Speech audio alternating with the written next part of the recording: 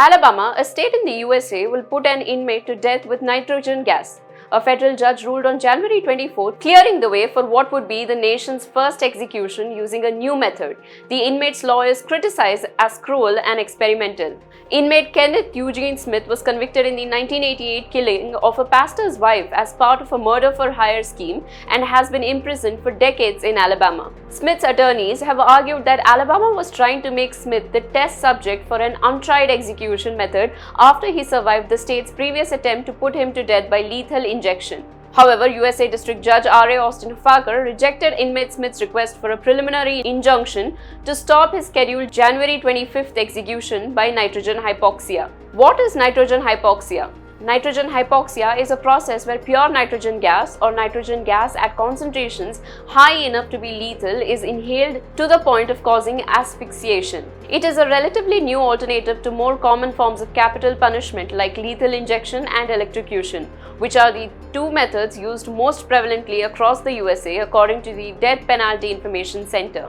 In theory, breathing nitrogen could cause a person to lose consciousness before the oxygen deprivation leads to death.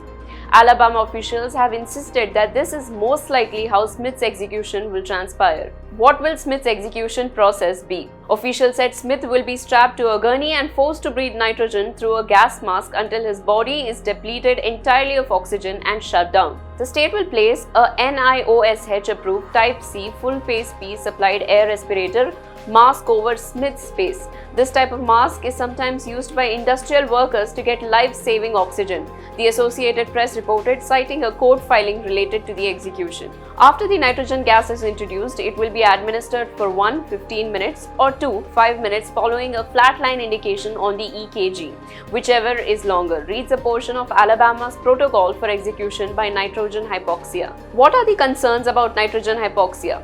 A group of United Nations consultants had raised concerns about the execution several weeks ago and said that nitrogen hypoxia would result in a painful and humiliating death. Ravina Shamdasani, the spokesperson for Volker Turk, who is the UN High Commissioner for Human Rights, later warned that execution by nitrogen asphyxiation could amount to torture or other cruel, inhuman or degrading treatment or punishment under international human rights law.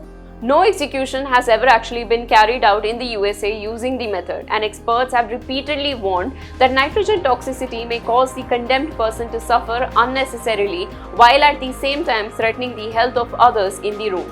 But what about the nitrogen present freely in the atmosphere? Nitrogen exists organically in the atmosphere. In fact, 75% of the air that humans breathe and animals breathe every day is nitrogen. But the colorless and odorless gas is only safe to inhale when it is mixed with an appropriate amount of oxygen. Concentrated nitrogen gas is toxic. That is it for now. For more such updates, keep watching our channel. This is Afreen Hussain and you are watching India Today SoSouth.